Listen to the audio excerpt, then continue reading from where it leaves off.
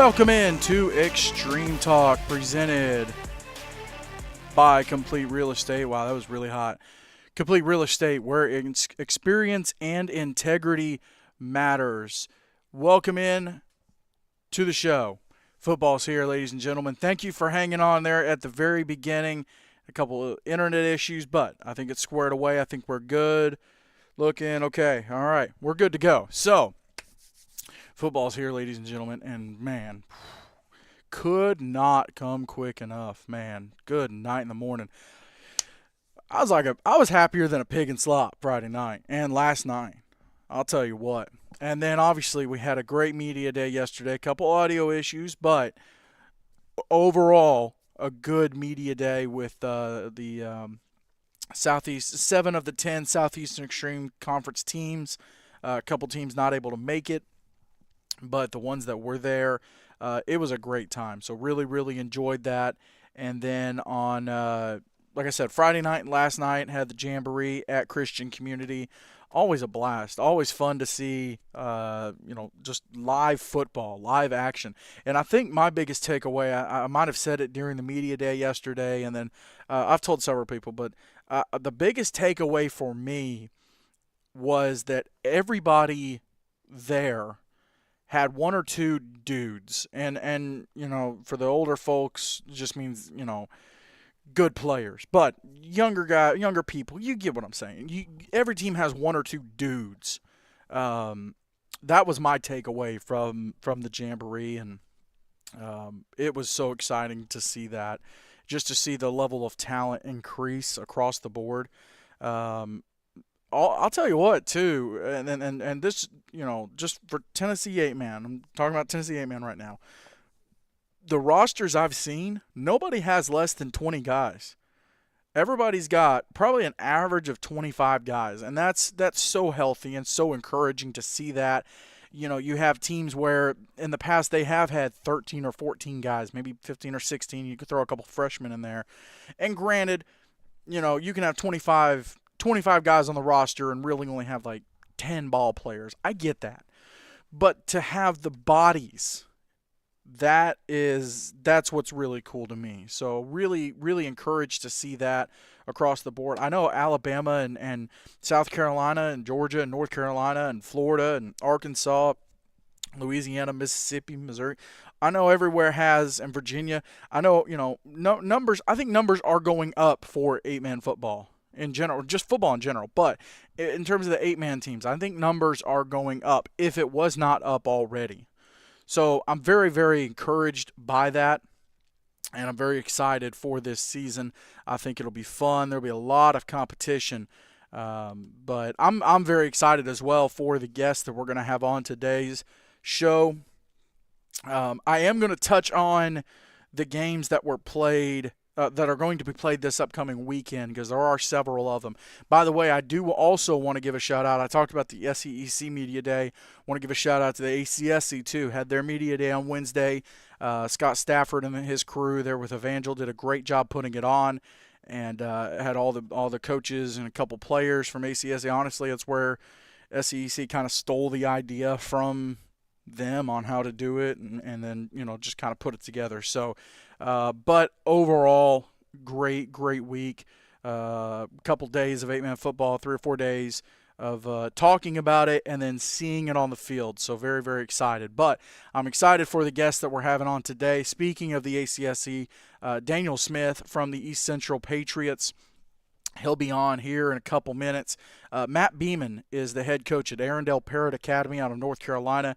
Both of these coaches will be playing in the Gatlinburg Black Bear Brawl this upcoming weekend up at Rocky Top Sports World. And we'll have the broadcast of all the games that are happening there, 8 and 11. And at 4, speaking of Rocky Top Sports World, we'll have Mr. Andrew Capps back on.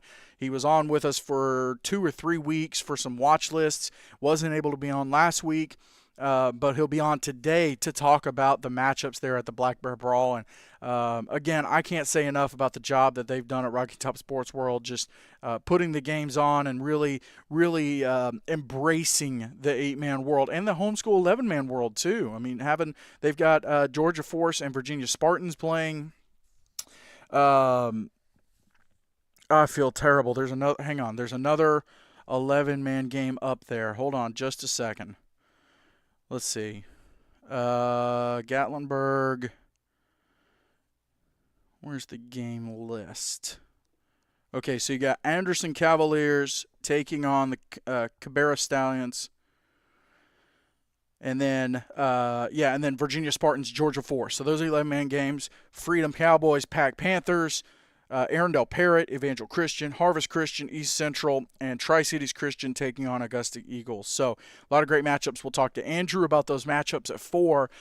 But coming up, we will talk to a couple of coaches that are going to be involved in those games this weekend. And, of course, all these interviews and the interviews all season long are brought to you by Sutton Pools, LLC. You can see the number for him right there on the screen. Reach out to him. Man, I know I was happier than a pig in slop this past weekend watching football. But, man, I was sweating the storm. I was sweating. I was like a professional gambler in church, man. I was just sweating. It was hot. And I would have liked a pool to jump into. I don't have a big enough space, still working on that. But if you do, and maybe that's something that you're looking into, Sutton Pools is going to be the way to go. No question about it, no doubt about it. You can write it down. They're going to be the way to go. So give them a call, 931-624-4027. So thank you to them for sponsoring all the interviews all season long. Like I said, later on in the show, later on in the show, we will talk to Mr. Andrew Capps about the matchups coming up in Gatlinburg. But right now, let's get our first guest. A little bit of feedback there, but it will be all right. Let's get our first guest on the phone right now. And as I said, this interview is brought to you by Sutton Pools, LLC. Joining me now is the head coach of the East Central Patriots, Coach Daniel Smith. Coach, thank you so much for coming on. Thank you, James. It's great to be on, man. Love talking to you. It's football season. Man, I know it. I'm so excited for it. And you guys have a big matchup that you're kicking off the year with. It's probably the biggest kickoff game you've ever had up in Gatlinburg at Rocky Top Sports World. But I want to back up just a little bit because going through last year, obviously a 500 record, and the last couple years, 500 record. You guys have really been rebuilding the program since bringing football back a couple years ago. And I would say there's probably 3 levels of teams. There's your below 500, your 500, and then your above 500. You guys, the last couple seasons, you've been at that 500 level, and now you have a chance to get above that 500 level with the talent you have coming back and on a big platform this upcoming weekend. How have you guys approached the games this upcoming weekend? Well, it is. It's a new start for us. Getting to start off in Gatlinburg, so a team that we're not familiar with, but we're excited. We lost 12 seniors, so it's not but we don't call it a rebuild. We got a lot of good players, programs now where we can field a team every year that's competitive. Like you listened earlier, you're talking about the numbers and everything, and we started out. This is our 6th season. We started with 16 total players, 7th through 12th. And now we're up, I think we're at 37 this year, 38 players. So it's still a little bit young, only 11 upper class. Get this reconnected real quick. There we go. It's got to be a huge honor to be invited to something like this and then getting to take on a team that you guys have never faced off against. Just a brand new experience. How exciting is that just for your seniors who have been through so much the last couple of years? It is. I was excited to get the call from Andrew in December, I guess right after we got back from the All-American game. I go every year, regardless of how many players we have in it. I'm there every year. I enjoy the whole atmosphere and everything that goes on, everything they do for 8-man football and, and private school football and homeschool football. What Andrew and those guys do is amazing. So, yeah, no doubt. But no, I mean, it's I was excited to get the call. And it's just a program builder for us. Well, and you look at the games last year and just the level of teams that they were able to have up there, and then to be included in that group, I would think is a huge honor. You have teams that have done well, teams from your conference as well that, have really kind of set the bar, I think, in the ACSC. Um, you guys play in a very tough conference. There's no doubt about that. Um, every year you look at your schedule and you know that your conference games are hard. But I want to back up just a little bit with your non-conference schedule. Um, how talk me through the process of getting, what the thought process is of getting those games in place, getting them scheduled, um, and kind of picking, okay, this team will help us, this team will playing this team will help us. How does that work? Well, it's difficult. This was the hardest year, and I said this to a few guys, and we talked about it in our coaches. We had our football meeting after the media day this week. We discussed scheduling because it's getting tough. And this year, we have 3 home varsity games. Yeah. Obviously, the Gatlinburg game, that kind of took one spot, but only having 3 home games is tough. We're traveling a lot, but there's a lot of teams you count on every year. Sometimes their numbers aren't where they should be in some of these independent schools. So we're trying to develop relationships with teams that we know we can consistently compete with and be good competition. We do have a tough schedule. We did very well out of conference last year against good teams. Yeah. Tuscaloosa Christian, our first game, may have been our best game of the year we played, which is not necessarily a good thing. That's the best game of the year, and they're a good team. And they won 8 or 9 games and played for a championship. I was about to say, yeah. Yeah, I mean, that was, I think it's just that early season, just like us going into this weekend. We don't know what to expect. I mean, you got to be ready to play because, like I said, we played well, but, after that, they really took another step, and we ended up 5-4. I want to ask. I'm going to ask Coach Beaman this question as well, but I want to get your take on it. Playing a game like this upcoming weekend, where you're on the road, which of course your opponent's on the road too, but you guys are on the road. You're coming in, Friday, getting the guys ready, but it is an unfamiliar environment. It's almost its own complete different category, even than an away game. So over the last couple of weeks, I'm assuming you have been getting your guys ready for this situation. What are some of the things you guys have done to get ready for this upcoming weekend? Just prepare them for unpredictability. We're heading up. It's we're going to be staying together. It's a good bonding thing for the team. Yeah, no doubt. It's not a vacation. It's a business trip. We talked about that, but we also don't want to take the I don't want to use fun, but the opportunity. The fun. And yeah, it's almost like a bowl game. And we've got some guys that's played in multiple All-American games. Andrew Barksdale, Micah Smith, and great leaders for us. And they've kind of helped the guys understand, what it's going to be like and everything. Even though it's not going to be, it's very cold when we play in December. Yeah. It's not going to be the case next week. I'll tell you from experience, having been there in last August, it still gets hot in the mountains. Oh, absolutely. We're not going to fall asleep on that one. We're preparing for the same weather we have here. Well, and you hit on it a little bit. Obviously, it's a business trip. You want to look at it that way, but you also want to make it to where the guys, I think the guys will remember this and have fun. No matter how the game goes, they'll always be able to look back and say, hey, we went up there and played a game in a situation that, honestly, Coach, there's a lot of 8-man teams out there. There's a ton of teams that aren't never going to get this opportunity, and your guys will get this chance. So it's something where you guys have the opportunity to make this special for them, and then they have the chance to make it special too. Even, just saying, hey, we won in Gatlinburg, we beat an on-conference team, on a platform and a stage like that. That's a huge opportunity for not just the seniors, but the underclassmen as well to kind of know where the bar is, I think. Absolutely. And, Harvest Christian, they're the same thing. They're coming in wanting to get the season off right. They've got some really good players. Number 44 he's a beast, and we got to get ready for him. We've seen him make some big plays, and he's played in Gatlinburg, so he's familiar too. So we're looking forward to just lining up against those guys. I feel like it's a very even situation in terms of your programs where both of your conferences have a team at the top. They have a team that's right below them, and then they have some really good teams that are looking to break through that barrier a little bit. And obviously, you guys have made the playoffs, and Harvest has as well, I believe. But focusing on you guys, depending on how this game goes, do you think this maybe sets the tone for the season a little bit, or is it just, hey, when we get back, let's settle back in. Let's call it okay. That was great, but let's settle back in so we can get ready for the tough schedule that we have, even just being on the road as much as you were talking about. We're going to take it. We're going to look at last year and look and say, hey, look, we started against a brand new opponent.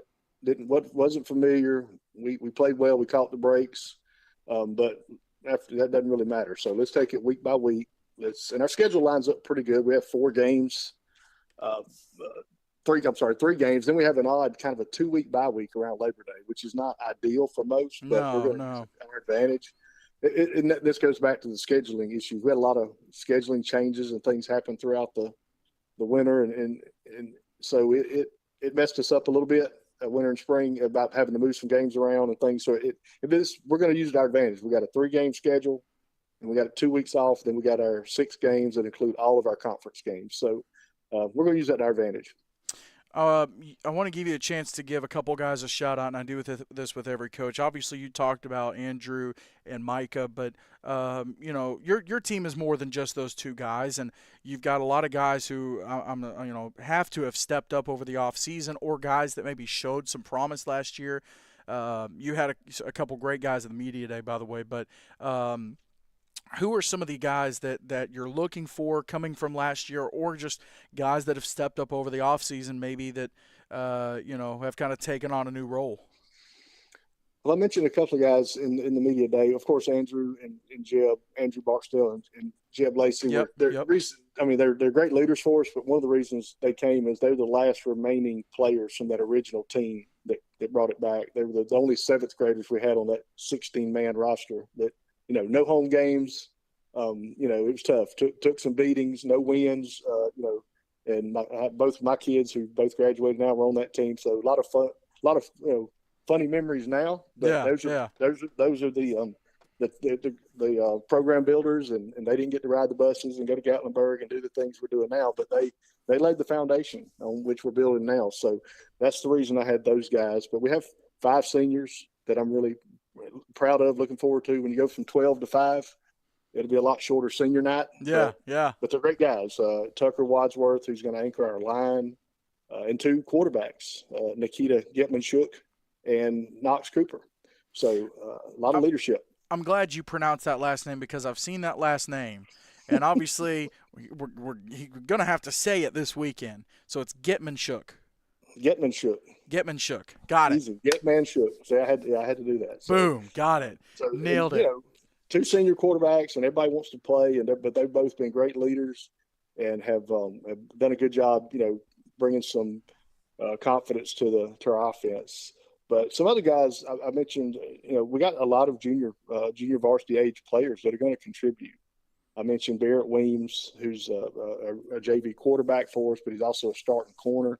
Came on late last year, had interceptions in our last regular season game and in our playoff game against Evangel. Had a good game, played well. Physical kid, plays rugby.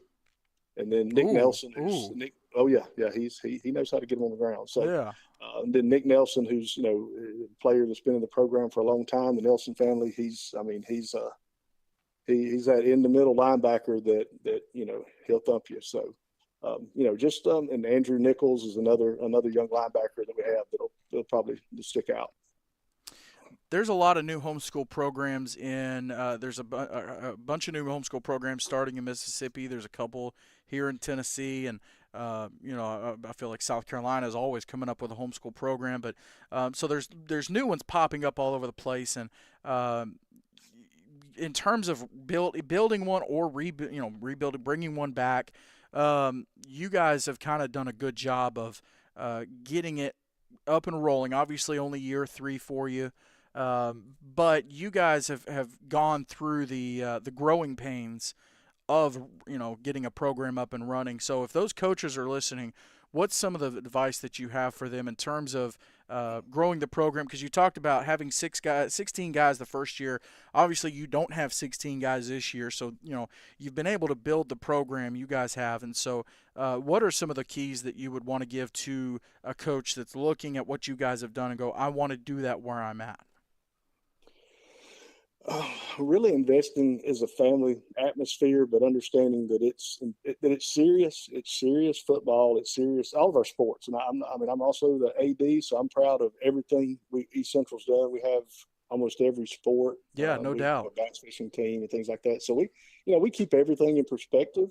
But we're a Christian organization, and we put God first. I said it. He answers every need that we want. Now he doesn't answer every want because you'll get yourself in trouble, Yeah. but he'll meet every need. And every time, every step we take, whether it's Lord, please give me a 6'3", 200-pound quarterback.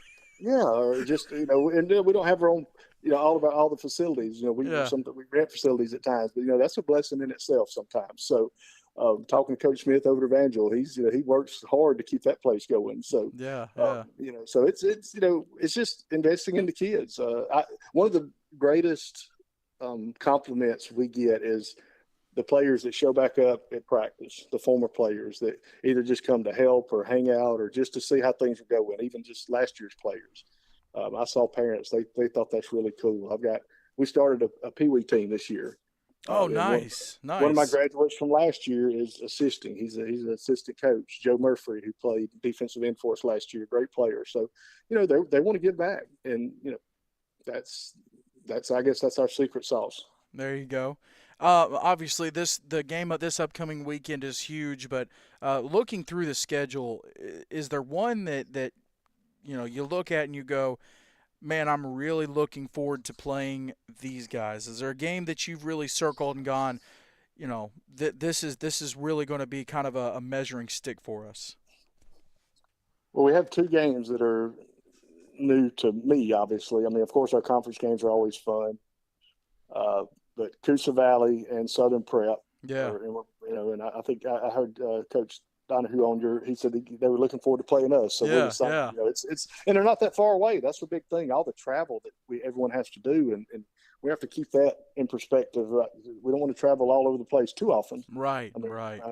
no one's complaining about going to Gatlinburg, but I think all the families are excited about that. But I would say, yeah, Coosa Valley and Southern Prep. I mean, we're going to Tuscaloosa 2 weeks in a row, and then we come back home to play Coosa Valley. So It's nice to go to Gatlinburg, but I don't think anybody's really beating down the door to go to somewhere in South Alabama. It's mm, not and plus you guys would have quite a bit of travel for that. Um, Obviously you got to get through this year, but when you sit back and put the schedule together and you kind of wear both hats with head coach and AD, but when you look at wanting to putting together a schedule maybe for next year, is there anybody you look at and go, I want to play these guys?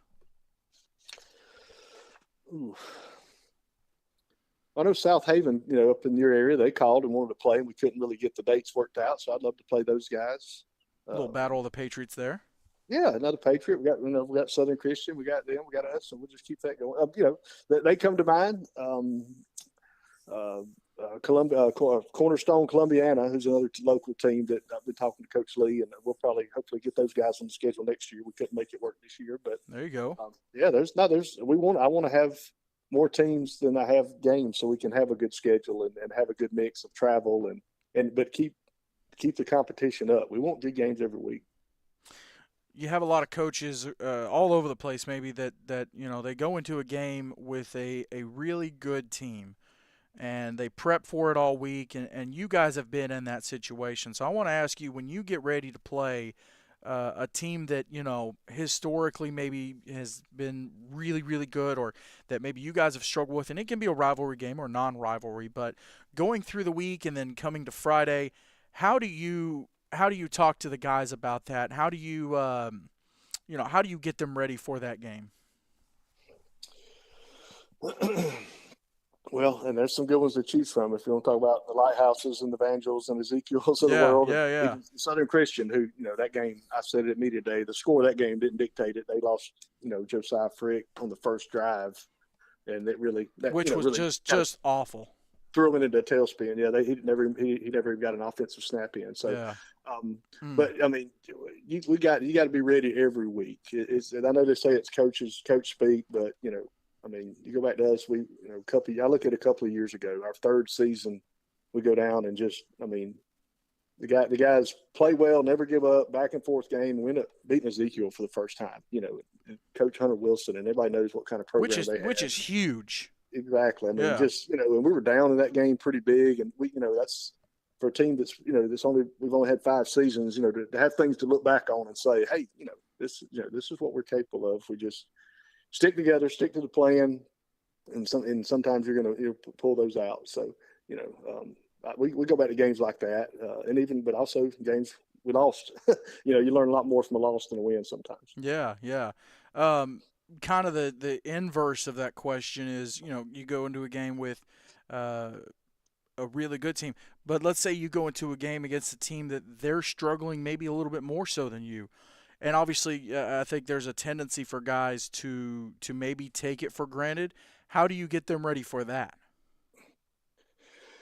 Well, I mean, you have to be a lot harder. It's the old, I think people, they give Nick Saban a lot of credit for this about being harder on them in those games, harder on the players than in the tough rivalry games where you don't want them letting up. And that's it. We tell them if you let up, you're out. We Yeah. want someone in there that's going to give 100% every play, no matter what. And we've been in that situation a few times, and it's not fun for a coach. I've seen it on senior night where you're playing a team, and the score gets up there, and you want to pull the guys out, but you also want them to have a good experience. So the key to that is hopefully, like I said, scheduling really good competition every week.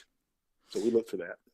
Obviously, Gatlinburg has done or Market Top Sports World. They've done a great job with the All American games. We touched on it earlier, but several of your guys have gotten a chance to play in it. We talked about the Barksdale, both Andrew and Michael, Mm-hmm. Micah Smith. You've had guys that have played in those games. When they come back the next season, let's say they play in it as a junior or even younger, when they come back the next season, they're around their teammates.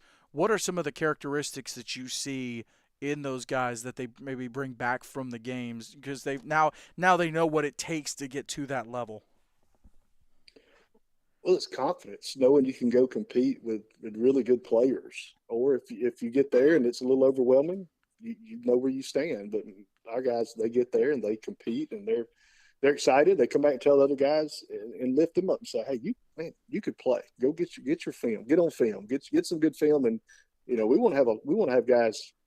Every year we want to have 5 or 6 guys or whatever in that. That's a goal for our team to be in Gatlinburg. I've already scheduled my time off. I'm going to be there. I just want to know how Nice, my players nice. are going to be there. Me and my Yeah. wife, we go every year. We got married in Townsend. I mean, we Oh love it up wow, there. wow. So we that's.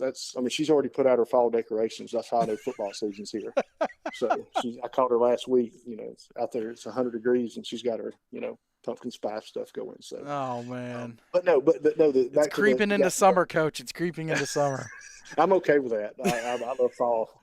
I I know love that's fall. right. I know that's right. But no, go back to Andrew Caps and everything they do. That is a point of our program is to, and it's motivation. It's a team sport. We want everyone to team first, but get that film. Get show let your tape show how good you are. That way, you can get invited to these awesome events, and we're looking forward to having a bunch of guys up there. I ask every coach this: are we going with the pregame or the postgame meal? And if and what's the go-to? What's the preferred meal? I used to be nervous. I guess I'm getting used to this, so I can eat now before a game, which There you I go. think I think that attributes to my staff and the coaches we have that do a fantastic job. So, wow, the go-to. If Yeah, you could pick one, mm, man, I love catfish. there you go. There you Yeah, go. I can eat if it's good catfish. I can go to Cracker Barrel and chow down on some Oh catfish. man, they've got So, they got a good they got it good up there. post game is wherever the players meet. Yeah. I'll be there. Or if you're on the road, it's whatever's open. Yeah, well, we'll go to Tuscaloosa twice. They got pretty good stuff over there. There you go. There you We'll go. start the season off right. Hey, you talked about alumni coming back and helping. That's got to be huge to have guys that are used to how you guys do things, your system, the schemes and the plays. That's got to be huge to have guys like that come back and help instill that with the younger guys. Oh, absolutely. I mean that's what we get into this for is to impact young men and women. Yeah, these young men and ladies, our cheer staff, our color guard, everything else. And we've even got we're going to have this is the first year we're going to have athletic trainers that are student trainers coming out and learning. They're learning it's something they want to get into as a profession. Oh, nice. So That's awesome. it's help these young men and young women figure out what they want to do in life and find their place. And spiritually keep them grounded, and it's homeschool, but this is what we hope to provide, is to help these homeschool students figure out a career or what their gift is. We hit the Buc-ee's. What are we going with? What's the go-to there? Well, for me, it's deer corn or something like that. In that place, you can get whatever you want. There you go. There you go. I love the barbecue. I'm all about the barbecue, and I don't know if you know it, I'm about 5 minutes from a Buc-ee's. Yeah, so, right there. Yeah, right there in Leeds. Yep, right here in Leeds, Yeah. right by the Bass Pro Shops. Yeah. So, Buc-ee's is, it's wide open. Jerky wall, The fresh jerky bar is my weakness. Yeah. That's my weakness. But I have been to the one in Leeds. They just put one about 45 minutes from my house up in Kentucky. So Oh, nice. I've been there a couple times. We'll see. They're a pleasure to have around. I'll definitely be hitting a couple this weekend, heading to Gatlinburg. We got 2 on the way out there. But Coach, I appreciate you jumping on, and man, I'm looking forward to seeing these games this weekend. I'm really looking forward to seeing the matchups, and I'm just excited the football's back. But thank you so much for getting on here. Thanks for having me, James. Thanks for all you do for 8-man football, brother. Appreciate you, Coach. We'll see you. Yes, sir. It's Coach Daniel Smith from the East Central Patriots. And they take on Harvest Christian out of South Carolina coming up this weekend. That game, let me get the correct time. That game is at 1 p.m. And again, we will have the broadcast of that game. Let's get the next guest queued up here. And of course, all these interviews are brought to you by Sutton Pools LLC. Very thankful for them sponsoring these interviews all season long. Joining me now is the head coach of Arendell Parrott Academy out of North Carolina, Coach Matt Beaman. Coach, thank you so much for getting on here. Yes, sir. Appreciate you having me. Coach, I'll jump right into it. You guys get the opportunity to play in a game this weekend that I was just talking to Coach Smith, and there's a lot of 8-man teams out there that don't get this opportunity. So you guys, kind of getting tapped to take on Evangel, a team that is, historically been good. That's got to be special for your guys, and just to get that opportunity to play in it. Obviously, Kerry got to play in it last year, but you guys coming into it this season, that's got to be a special opportunity for you guys. Yes, our guys are really excited for the opportunity. I feel like it'd be a great trip for the guys, good team bonding experience, and we get to play one of the best 8-man teams in the country. So, what more can you ask for? And we're looking forward to being able to play a team like Evangel. I want to back up just a little bit for folks that maybe are not familiar with Arendell Parrott or just North Carolina 8-man in general, but and then yourself, your coaching history a little bit and how you kind of got into this. Obviously, if I'm not mistaken, you've been there for 13 years. Yeah, this will be my 13th year as the head coach. You're coming into 13, that's right. Mm-hmm. So let's get people caught up to speed on Arendell Parrott football and maybe yourself in your coaching career a little bit. Yeah, it's actually Arendell Parrott Arendell. Academy. Oh, my gosh. Yep, you're good. And actually, Arendell Parrott, we started playing 8-man football back in 1990. Oh, wow. Wow. So they've been doing it quite a while. I actually went to Parrott, and I actually played. I would have been 99, 2000, 2001 would have been my years playing varsity football.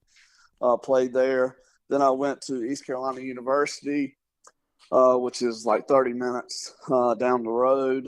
Actually, my sophomore year at East Carolina, they reached out and said, "Hey, would you be interested in helping us coach?" So I helped coach the JV team during my time at East Carolina. Then switched over, was an assistant for varsity from 2008 to 2011. Then got the head job in 2012. There you go. Now, you guys won the NCISAA, correct? That's the Yep. Okay. Yep, that's I correct. wanted to make sure I got that. Yep. Yeah, NCISAA. You guys won the championship 2 seasons ago, back in 2022. That's right. And then last year, kind of a 500, not didn't make the championship. I wanted to ask you: is it harder going through an off season, coming into a season? Is it harder to do that after winning a championship, or is it harder to do it after not winning a championship? I think it's harder to do it after you've won because we're dealing with high school kids that can come a little complacent. Sometimes you have to kind of be hit in the mouth with a little wake up call. And I can tell you, our off season, coming off a 5-5 season, which was actually our worst season since my first year as head coach, these guys are just, they obviously know that wasn't acceptable and not what we're used to. And they bought in and they've really stepped it up a notch. And I think we'll see a totally different Parrott Academy team this season. You talk about some of those guys. I want to give you a chance to give some of the guys a shout out. Obviously, everybody knows about Jalen Solomon getting to play in Gatlinburg. Obviously, he was one of our players of the week last season. But the football team's not made just of one guy. So who are some of the guys that have been getting ready for this upcoming season, getting ready to go to Gatlinburg and take on a team like Evangel? Who are some of the guys through the offseason that have stepped up, or guys that you're looking for from last season that have maybe showed some promise? Yeah, we have Cade Mixon, who's a senior, number 21. He'll play some quarterback for us as well as he's our starting middle linebacker. He's kind of really a do-it-all guy. He's our backup quarterback. He's our backup tailback. He's our starting linebacker. He can play any position on the field, and he's got a good motor. You're going to see a lot of him in the game. He's just all over the field. He's just a true football player. We have Luke Stocks, another senior who's our backup fullback and another starting linebacker for us. We have two seniors starting on the offensive line, and Thomas Jones and Evan Sugg, who were back from last year. And then we have Mason Mooring, who will be starting at fullback for us. He's really a big physical back. We have a lot of guys that are just all team guys, and they're really excited for the opportunity to play Evangel. I brought up Jalen, and I wanted to ask. I asked Coach Smith this about some of his guys that got a chance to play in Gatlinburg, but a player as special as him, when he comes back, what does he kind of bring back with him from playing in a game like that? Yeah, we've talked to him a lot. He got to see some of the Evangel guys, when he played in Gatlinburg, and we've kind of picked his brain. Tell us what you think. What style players are they? He spoke real highly of the quarterback from Evangel. Talked really about how fast he was. But Jalen just brings a lot of experience back. He's been there, done that. So it's just a good source to lean on. For those not familiar with North Carolina 8-man, obviously you guys playing in the NCISAA, the competition level, I know about it, but the competition level is just crazy, and it's gotten better, I think.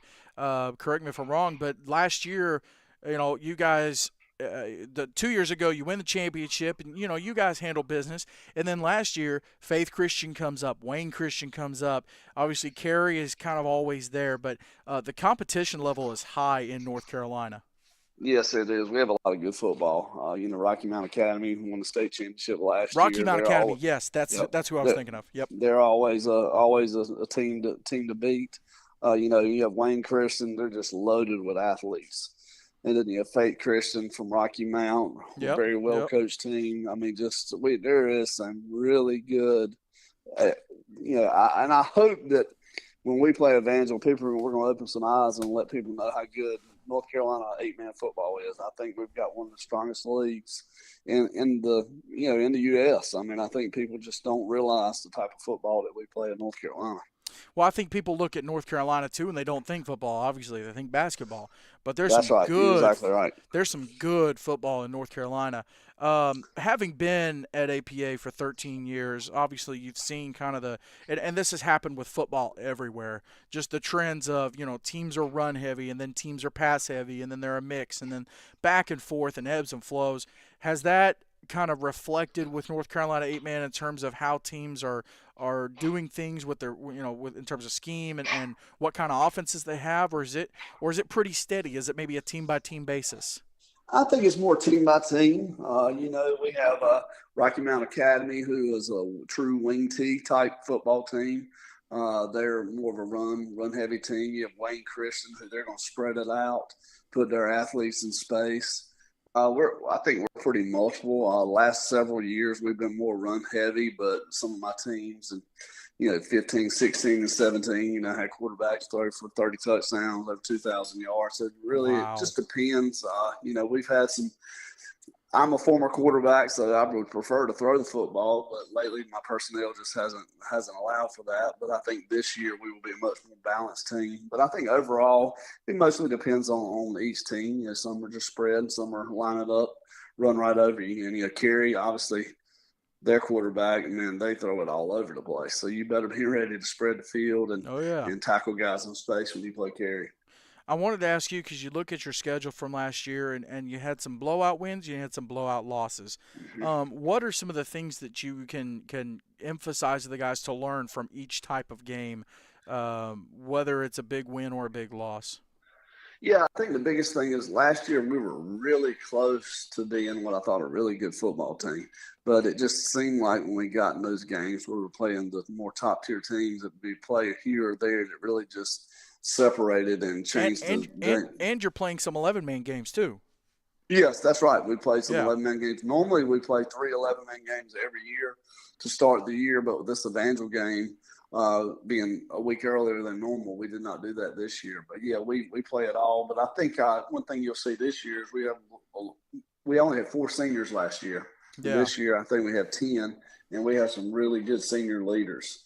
So I feel like we're going to be one of those teams that you might get up on us, but we're never going to quit because this team just wants to win, and they have that it factor. Obviously, there is a little bit of travel involved with you guys going on the road. Most of the 8-man teams in North Carolina are in Eastern North Carolina, but you guys haven't had to travel a little bit. I don't think at this level, though. So when you have guys that aren't used to going on the road like this, staying overnight, kind of playing a big marquee game like this, what are some of the things that you and your coaches are doing to get guys ready for a game like this against the team that, like Evangel, they did play in this last year. They've had that experience. What are some of the things that you guys are doing with your guys? Yeah, that is something that's going to be much different than what we're used to. We have traveled to Virginia, 3-hour trip, but we've never traveled anywhere like this and played a game to this magnitude. So it's really like a college trip. Yeah, And yeah. we've just kind of talked to the guys about, hey, just the same routine. We'll have the same game day routine. Just try to keep things as normal as possible. Get a good night's rest. We actually are going to get up and do a walkthrough that morning, which is something we normally don't do on game day. But I think Well, I think it's just you're playing on Saturday too. yeah, and we're playing on Saturday, so that's a lot. That's a lot different. But I think our guys with a veteran group like we have, when the whistle blows, hey, it's the same football game. So I think our guys will be ready for that challenge. When you look at your schedule upcoming this year, you're playing some really good teams. But is there a game that you look at? Obviously, you got the Evangel game this weekend. But when you look at your schedule, are there any games that you circle and go, "This is kind of be a measuring stick for our team"? Oh yes, for sure. I mean, we play Evangel and then turn around on the following Friday and play Faith Christian, the Yeah. team that beat us in the last game of the regular season and then beat us in the first round of the playoffs. So obviously that one has been circled for quite some time. Oh, I bet. We're I look, bet. we're looking to get back, get that bad taste out of our mouth against Faith, and then the Rocky Mount game. Rocky Mount put it to us pretty good last year, and that's something we're not used to being punched in the mouth quite like we were in that game. So we're looking forward to that game, looking forward to the challenge. When you put your schedule together for next year, obviously you got to get through this year, but when you put your schedule together, is there anybody that you look at and say, obviously you guys get to play Evangel this year, but is there anybody you look at and go, I want to play these guys? I think this would be a fun challenge. No, I mean, because we play week in and week out. We don't have many cupcakes on our schedule, Yeah, no doubt, So no doubt. I feel like we get a lot of the big type game atmospheres when we Well, maybe play our just in our conference. and maybe somebody that you think you guys would match up good against. Yeah, yeah, There's because there's a lot of 8-man in Virginia too. yeah. There Virginia, is a South lot of 8 men Carolina. in Virginia, and I'm good friends with one of the coaches in Virginia, Kevin Watson at Greenbrier. Yeah, That's the yeah. game we've been trying to get worked out, and hopefully that be a game that maybe can possibly get in. Are you more of a pregame or postgame kind of meal? I'm more Probably more post game, because pre-game we what we do with our team is we get them together. Even on home games, we go to a location where they can hang out. We eat our pre-game meal, which is type of pasta or something like that. So I'm probably, pre-game's the standard. We do the same thing each week. So I would say more post game. If you, so what's the post game? What's the post game go to? Whatever's open normally. So when we're I playing feel in Kinston, I it's feel like I feel like Wendy's. I feel like that's kind of the standard is, hey, whatever's open if we're on the Yeah, road. whatever on the road, and since COVID, seems like everywhere closes and doesn't do Oh, I dining know. late. So it's whatever. Most time it's if we can find the sheets. Do you guys And do you guys have Waffle House over there? a Waffle House, we Yeah. do. We do have a Okay. I Waffle was about to House. say Yes, I couldn't remember whether or not at least Waffle House is open. that's right. It's always open. You can always count on Waffle House. There you go. There you go. The we've talked a little bit about the state of 8-man football with North Carolina with the NCISA. And obviously, there's no doubt it's gotten better over the last couple of years. You talked about you don't have cupcakes on your schedule, but when you do look at the games coming up that you have to play and the tough teams, how do you get guys ready for those games? I'm always kind of curious about, obviously you have the easy teams and you got to be tough on the guys, and so they don't take those games for granted. But when you're going up against somebody that you know that you do match up against well, or that they might be slightly better than you, how do you get guys ready for those games? Yeah, I mean, I don't think we really change what we do week to week. That's fair. We obviously break down film on Mondays of the opponent we're playing, and we put in the game plan. But our guys, it's pretty much the standard is the standard, and it's like I tell our guys: if we play Parrott Academy football, it doesn't matter who we're playing. If we play our brand of football, most of the time we come out on top, and that's our plan: is we're going to play Parrott Academy football and do what we do and execute our game plan. If we do that, and most of the time, the game ends in our favor. You guys obviously play Evangelist coming Saturday. You have Faith Christian next Friday, and then you have Halifax Academy on Thursday. So you keep losing practice days, Coach. This isn't how it's supposed to. It's not supposed to go that way. You're not supposed to lose a practice day. But when you're getting ready for some of these Thursday games, because you've got a couple of them on your schedule, so you lose that practice day, that walkthrough day on Thursday.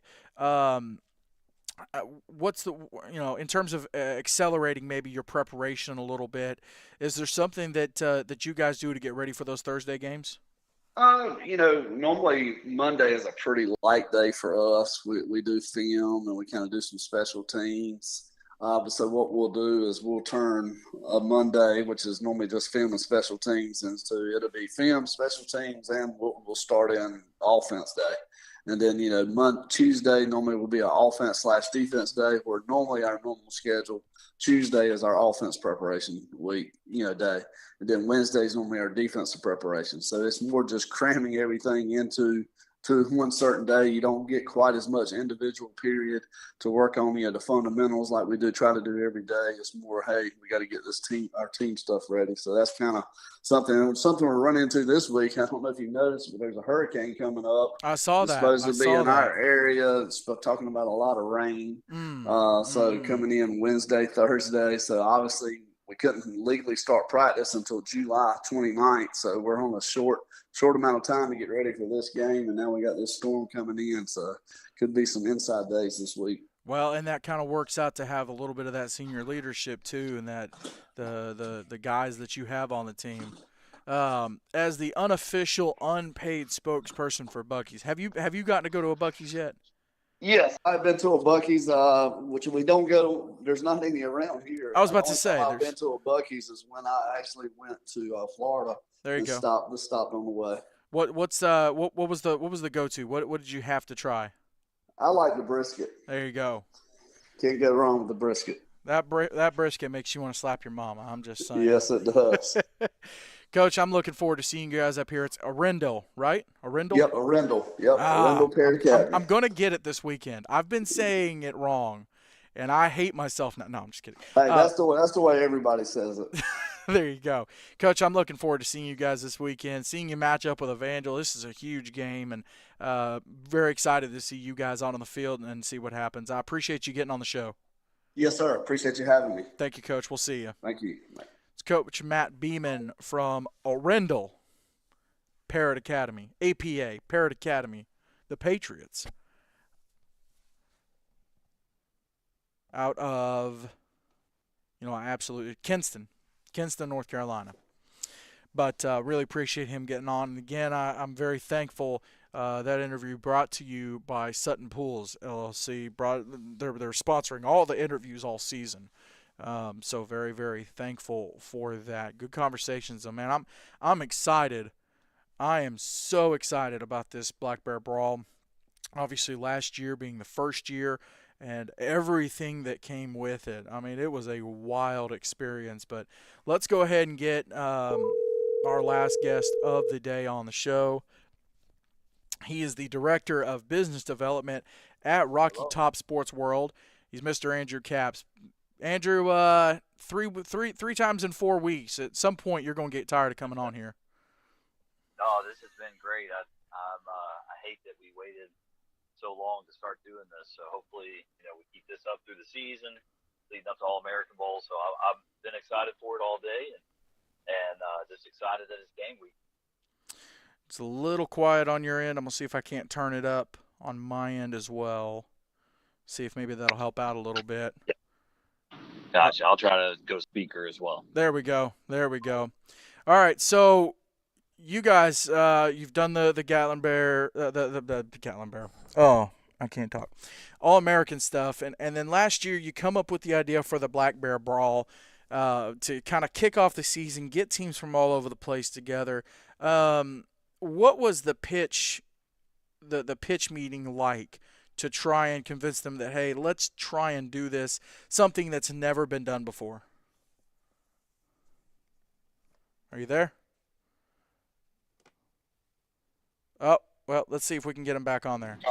There we go. We got him back. Sorry about that. There I'll he just is. take the high road and blame that on the mountains. There you go. No, I was asking, you guys had obviously done the All-American stuff, and you guys have really embraced not just the world of 8-man, but homeschool football, 11-man. When you come up with the idea of, hey, let's kick off the season with having teams come in from all over the place, play games all day, what was that pitch meeting like for this?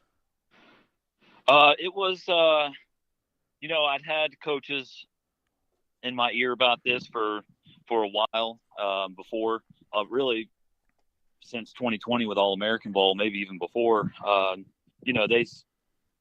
They have trouble filling the schedule, and it made sense. And they saw an opportunity because of Gatlinburg's location and because of the facilities we have to offer, the town of Gatlinburg and what it has to offer to maybe help them fill up a schedule. And so I just had a lot of people telling me you should consider doing this, consider doing that.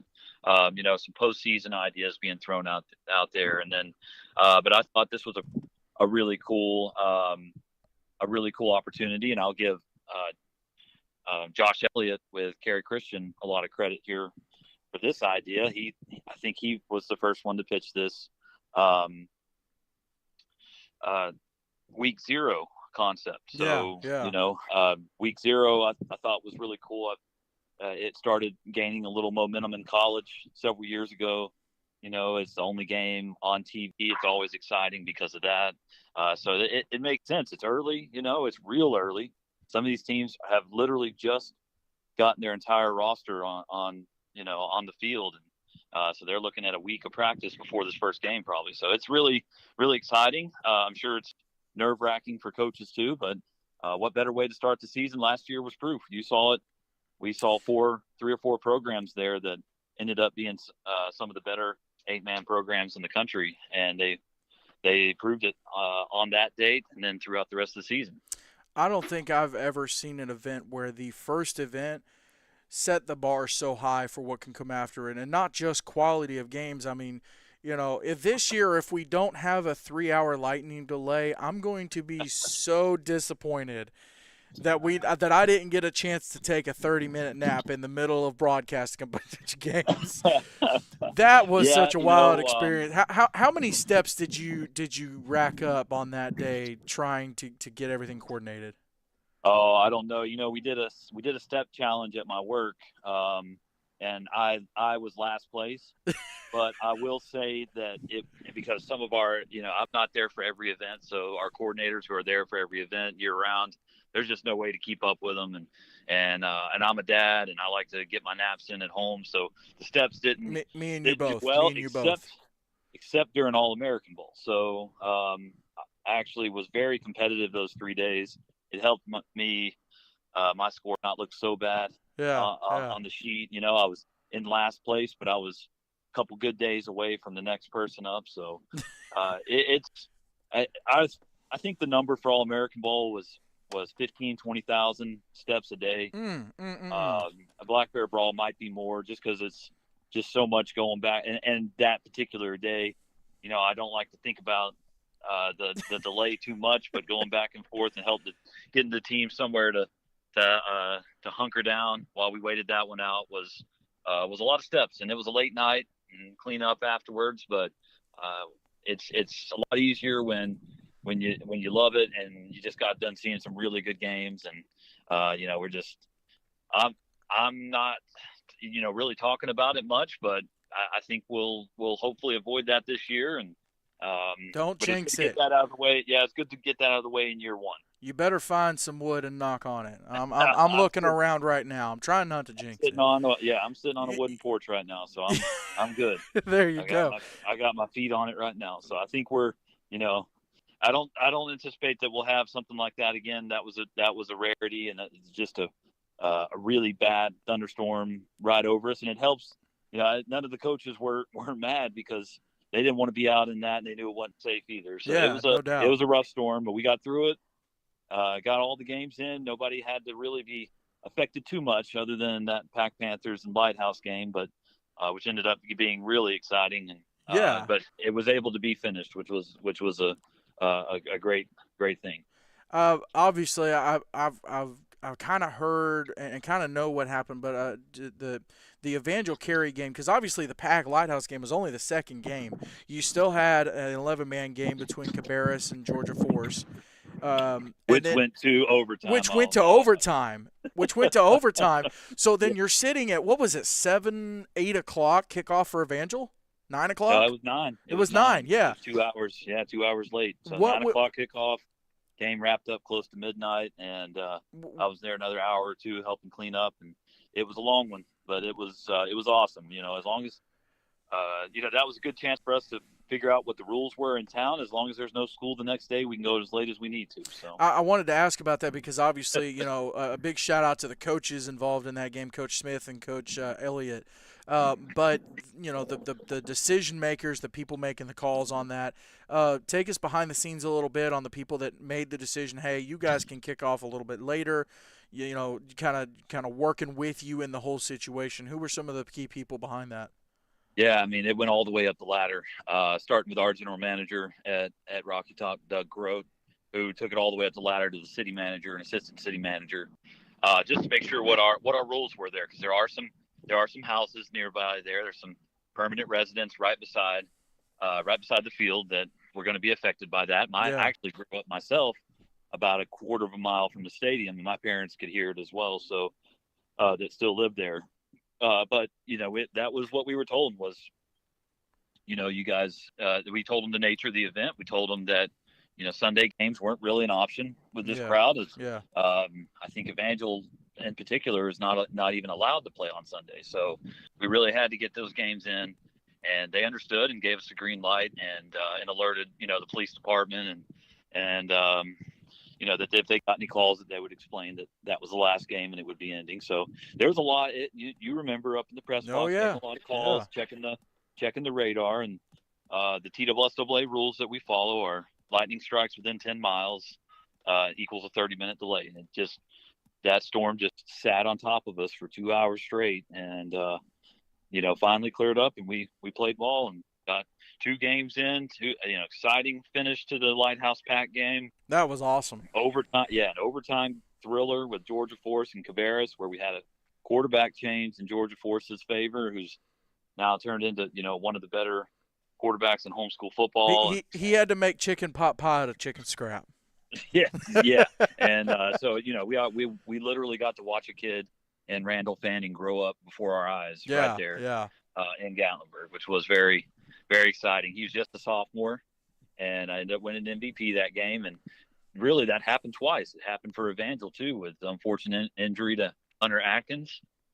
Caleb Austin stepped in at running back and had a great game and ended up winning MVP. So we had two MVPs that day that came in for injuries and weren't expected. In Randall's case, he wasn't expected to play at all probably, and Caleb didn't expect to be the bell cow running back either. Yeah, yeah. So you look at the games this upcoming weekend. We talk about where the bar is kind of set, but we look at the games this upcoming weekend, and it's awesome. You guys are able to do multiple games, get more teams involved, but the matchups are just it's very comparable situations across the board. You've got Freedom and Pack, two defending conference champs. Augusta and Tri-Cities, two teams come up. Same thing for Harvest and East Central. Arendell, Parrott, and Evangel. Arendell, Parrott having won the championship a couple years ago. Evangel, just the powerhouse they are. The 11-man games as well, though, between Cabarrus and the Cavaliers, and then Spartans and Georgia Force. The matchups are just stacked, but what goes into kind of putting this together and maybe saying, okay, this is the final matchup that we're going to have these two teams play?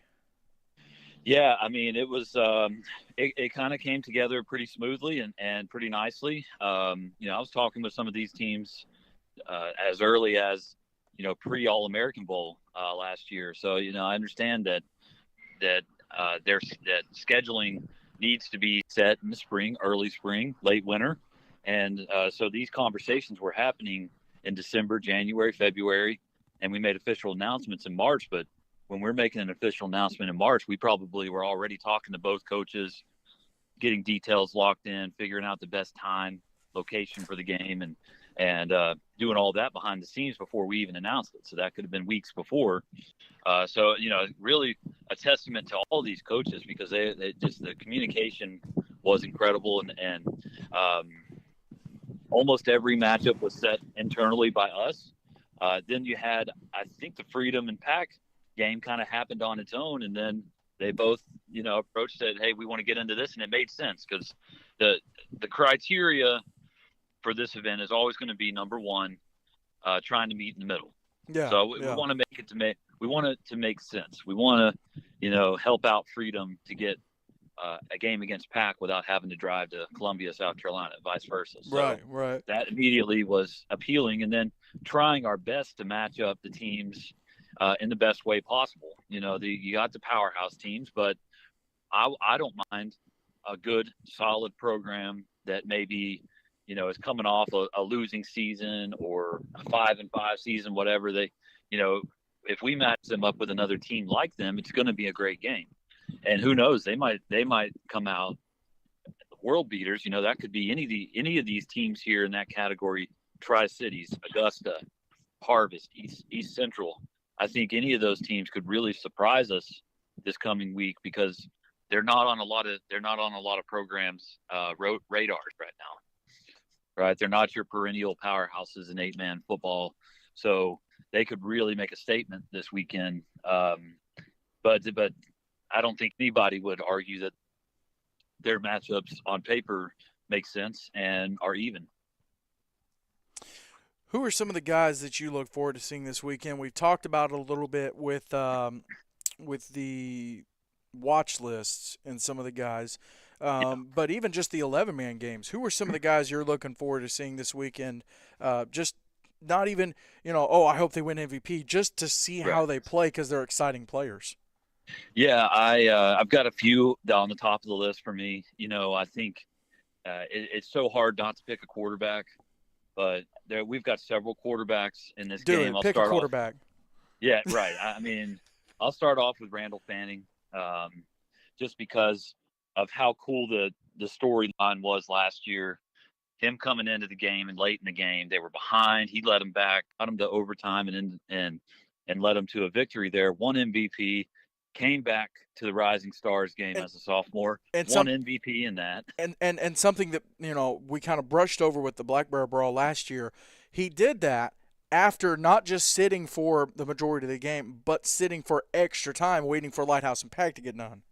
Exactly. So, I mean, just incredible. I mean, we see those storylines at every level of football. I'm a big Florida Gators fan. I think I'm about Kyle sorry. Trask. I know that doesn't fit well in a place like Rocky Top, but It's a bold I move, am Cotton. unfortunately a Gators fan. But Kyle Trask was one of my favorite quarterbacks. He didn't even start his senior year at high school. Never really got a good chance at Florida, but when he did, he ended up having one of the better seasons that a Florida Gator quarterback's ever had. So Randall, he might be one. He's one of those gamers. They went with the age and experience, and then they felt like they needed a change, and he came in and he hasn't lost the job since. So really excited about watching him again, seeing what else. So far, he's been pretty lights out in Gatlinburg. He's in 2 games, he's won MVP and has led his team to victory in both games. So, we'll see what he does in round 3 here. Another quarterback I'm really excited to see is Kemp Swords with Evangel. They lost some players, and he's going to be looked on as the leader of the team more than ever. So I'm excited to see what he looks like in Coach Joyner's offense with the weapons he still has around him. And, like I said, I think he's going to be leaned on more than ever, and he's probably going to be playing more than last season this season.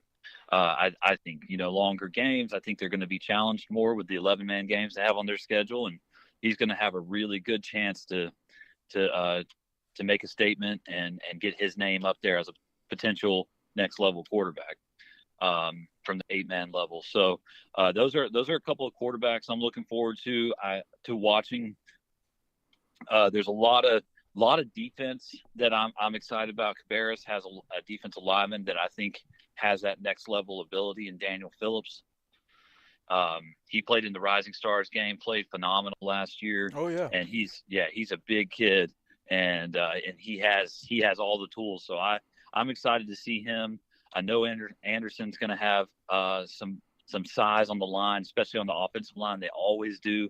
They always bring good size. So I expect that to be a good, hard-hitting game down on Field 6.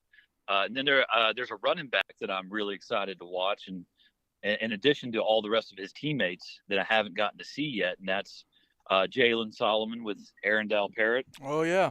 I'm excited to see him get on a full width field, and see maybe him get the edge. I'm hoping for a couple of big runs from him, and I know he's been working hard, and watching him on Instagram and his weightlifting. So he's still got that speed, but it looks like he's really put some time in the weight room. So just excited to see what he can do on that full size field and the turf where everybody runs a little faster. And he's a guy that's way up there on my list as well. And it's so cool too to see, you had Jalen and Kemp on the same team up in Gatlinburg, and then now they get to face each other, just 2 incredible athletes. Right. Now, I will say they faced against each other last year. They were against each other. Right. I had a brain cramp. I was thinking about I was thinking about somebody else. Yep. No, they did play each other. Good. Yep. All good. So yeah, a lot of Will Welch, another kid from Evangel, that because the scary thing about Evangel, on top of what they already have, is that they have guys outside of Kemp Swords that can be quarterbacks. If something was to happen to Kemp Swords, Will or Eli Black would step in there, and they probably wouldn't miss a beat. Now you got to worry about that in your preparations. What if Hagen Joyner puts a formation out there where all 3 are on the field at once? You got 3 guys who can spin the ball down the field 60 yards. And with knowing Hagen's crazy mind, what could be, what kind of play could happen there. So I know Coach Beaman's probably aware of that and looking at film last year and all that. So I'm sure they have plans in place, but that's a scary thing to have there when you have 3 guys who could literally be starting on that team at quarterback. I love the fact that this upcoming weekend, I want to get you to talk about it a little bit. You have obviously the specialty games, the Evangel Arendell Parrott. Arendell Parrott. I was okay. I got it. Arendell Parrott. I'll just say Parrott Arendell Academy. Parrott. Okay, that's good to know because I've been saying it wrong myself. I've been saying Arendell.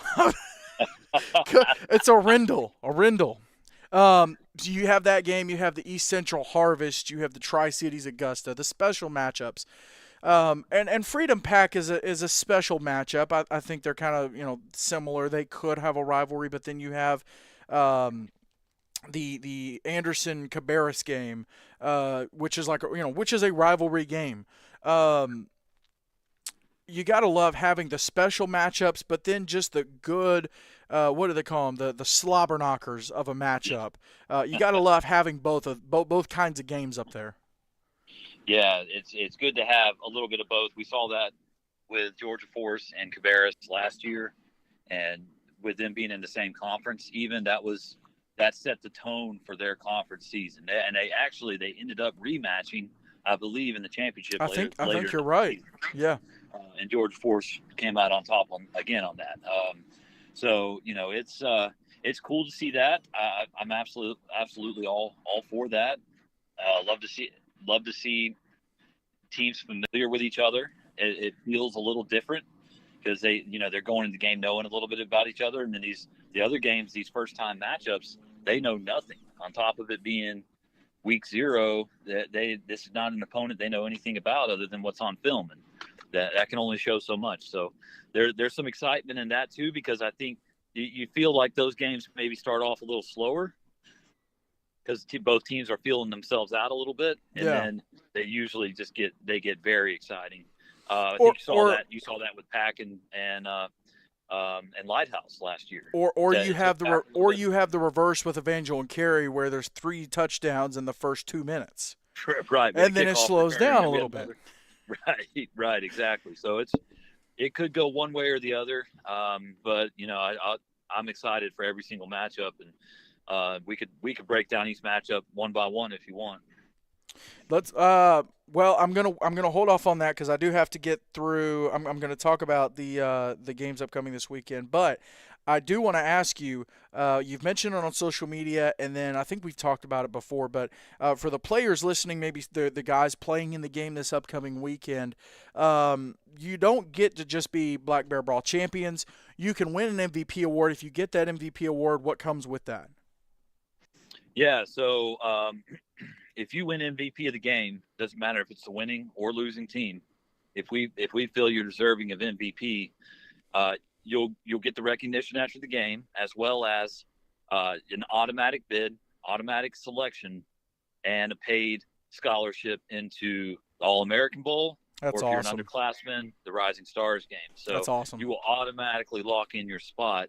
We had Randall Fanning do that last year. We had Elliot Knowles do that. Caleb Austin, and they all ended up. They came up and played in the event, and I guess it's the most rewarding thing we could think of for these guys. I think it's rewarding of their efforts.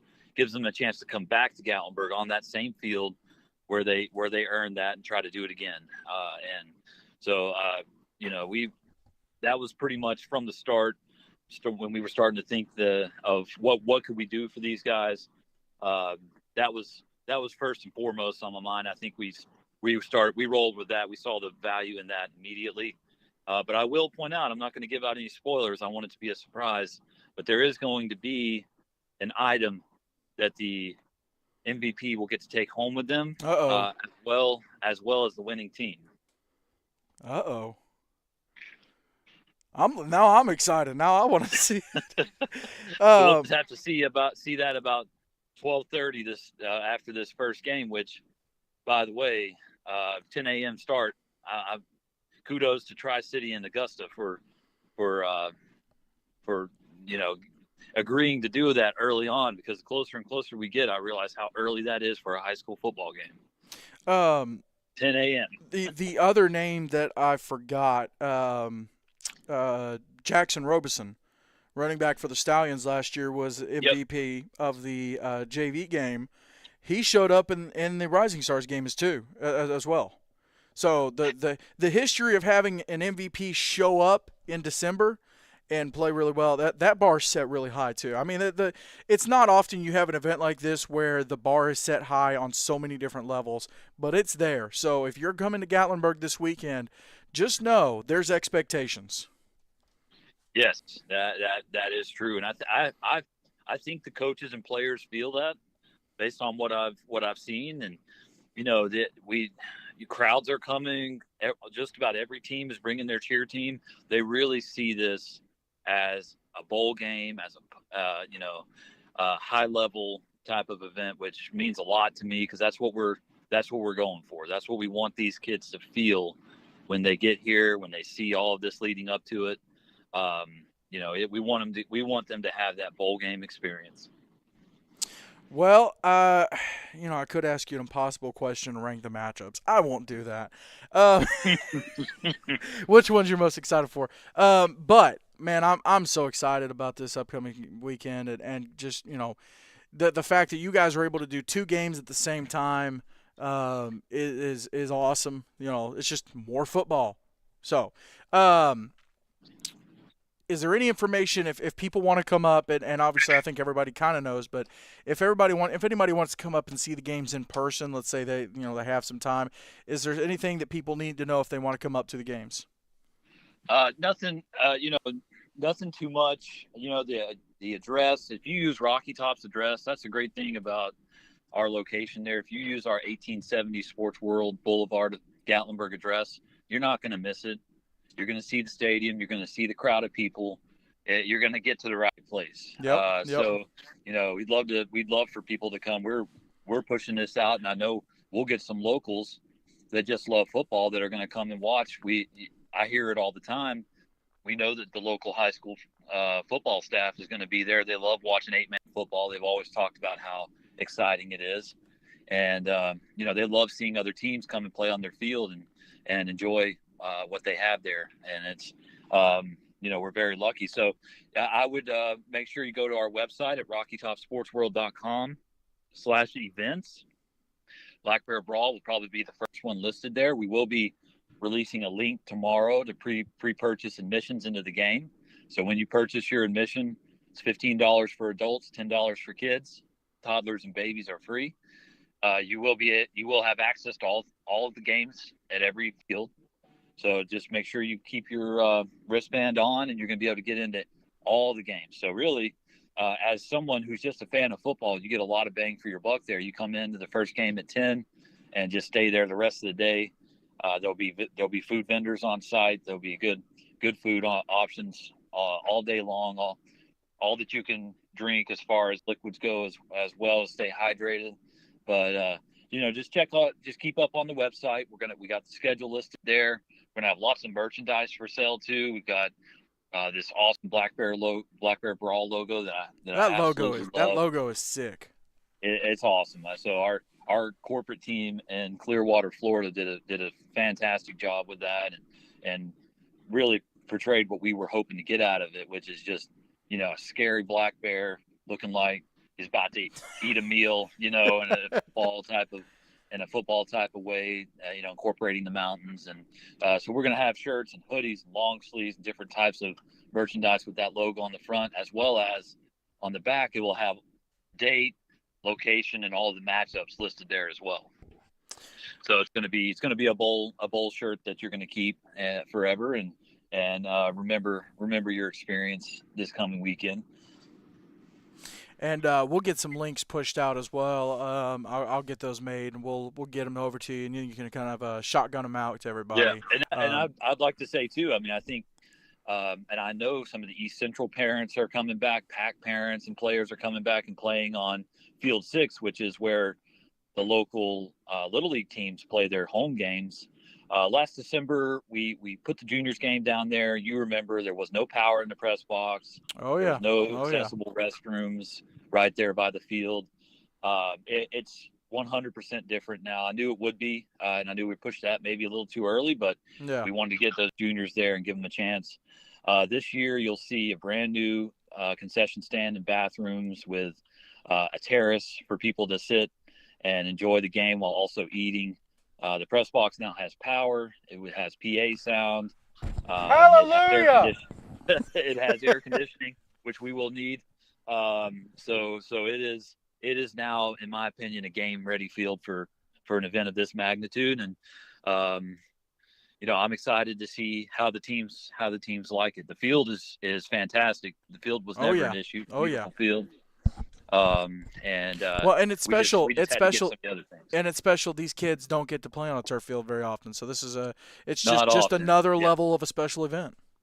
absolutely. And that field has a lot of history to it. We also run at Thanksgiving a youth football tournament called the Gatlinburg Thanksgiving Bowl.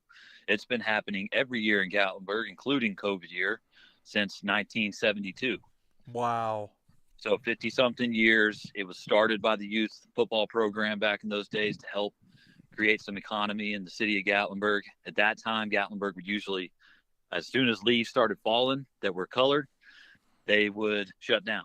Yeah. So all the stores were shut. So they were looking for ways to keep the town open through the winter months. And so that field has had the likes of Mike Allstott, who came from New Lenox Mustangs program in the Chicago area, on it many years ago. And it's just there's a lot of history on there, a lot of good football players that have played on that field throughout the years. And so it's cool to see it being used.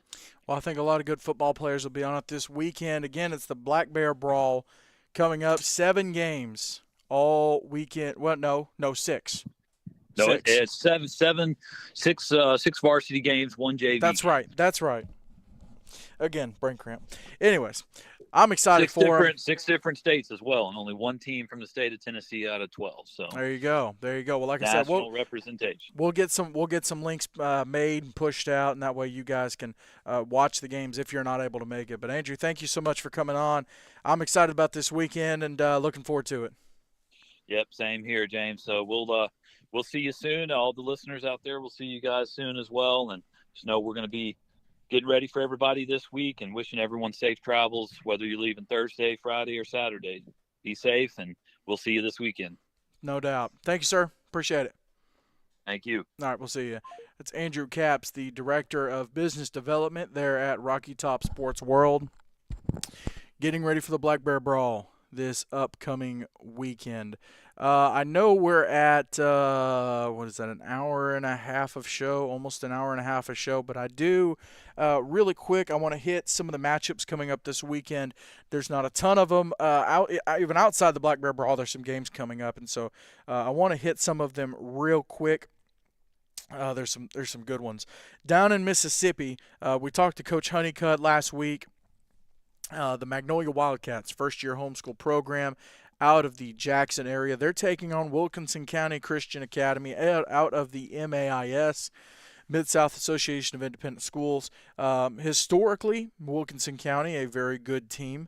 If I'm not mistaken, let me see. What did they have last year? They were, they were 3-8 last year. They were, let's look at 2022. 7-4 in 2022. Let's look at 2021. 9-3. So historically, a little bit of a down year last year, but historically they have been good. So that's a big one there. Magnolia Wildcats taking on Wilkinson County Christian. Obviously, at the Black Bear Brawl, you've got 2 ACSC teams playing East Central and Harvest, and Arendell, Parrott, and Evangel Christian. AISA, I don't believe, is starting games yet. In the CFA, let's see, there's no games this weekend. Let's see. Close that out because I don't know why that opened up. There we go. All right, we're still good. So no games in the CFA. Got games next weekend. Obviously, in the Southeastern Extreme Conference, 2 matchups on Friday night. You do have the games on Saturday between Freedom Cowboys and Augusta, Tri-Cities Christian Augusta Eagles. Freedom Cowboys taking on Pack Panthers. On Friday, though, the Chattanooga Patriots, they start their program, kick it off with the first game in the program history this Friday night, taking on the Carolina Wildcats out of the SIFA. So 3 different SEC versus SIFA games happening between Friday and Saturday. Very excited for that. Also, Riverside Christian, they kick off their season on the road against Zion Christian. Again, that's this Friday night. Knights and Eagles. Riverside with Coach Creasy, his first year back. And then Zion just kind of, rebuilding their program back up. So very, very excited for that matchup. And then on Saturday, it's the Black and Blue Brawl. Black and Blue Bowl. Black and Blue Bowl. Try saying that 10 times fast. Christian Community School and the Tennessee Heat facing off in Mount Juliet. Colts and the Heat. Big rivalry game there. They've been playing each other for a while. I think there was a couple years they didn't play each other, but kind of renewing that. I think there's a trophy involved. Coach Scott talked about it yesterday at the Seek Media Day, and just how special that matchup is. I hate that it's on Saturday, though. I would love to be there, but I'll be in Gatlinburg. So very excited to see what happens in that one, and I'll definitely be keeping track of that. Down in Louisiana, they're getting kicked off this weekend. 3 days of football on Thursday. First Baptist Christian takes on the North Shore Vultures. On Friday, John Paul the Great, JPG, they are at Acadiana Christian. If I'm not mistaken, I think this is a rematch of the championship game last year. Let me look real quick. Let's see. Nope, I don't want that. Yes, rematch of the championship, which JPG won that 38-0. So rivalry game there. And then on Saturday, Mount Olive Christian, they're on the road at Southwest Louisiana Homeschool, SWLA, the Knights, I believe. So 3 days of football to kick off the season down in Louisiana. That's always a lot of fun. Over in the SCISA, SCISA, traditionally, PAC will play a team from that conference. They're playing Freedom this year. So on Friday, Coastal Hurricanes, they're taking on Jefferson Davis Academy. Typically a team that PAC plays, but they're in Gatlinburg. So Coastal Hurricanes will be facing off against JDA there in South Carolina. That'll be a fun one to keep an eye on. So I'll let y'all know if you have people doing quick scoring on Max Preps, the scoring updates. If you have the Max Preps app, you can go to Scores. It should be on the bottom on the right. And you can actually add either like Class 8-man, you can add regions, conferences, whatever, add a scoreboard, and so you can keep up with live scores there. It's what I do. It's just the easiest way to keep up with it. And I love that, that's becoming more and more popular, people doing scoring updates for games that are happening. So hopefully that'll keep going throughout the season. So football's here. Ow. Just smacked the desk. Football's here. That's how excited I am about this. Smacking desks, banging hats. Football's here. This Saturday, it's the 2024 Gatlinburg Black Bear Brawl. A game's happening all day. You can watch all of them right here on 8-Man Extreme. Thank you so much for tuning in. Again, Extreme Talk presented by Complete Real Estate, where experience and integrity matters. A big shout out to Sutton Pools LLC for sponsoring our interviews all season. Big thank you to Coach Daniel Smith, Coach Matt Beaman, and Mr. Andrew Capps for coming on the show. Saturday, football is back. See ya!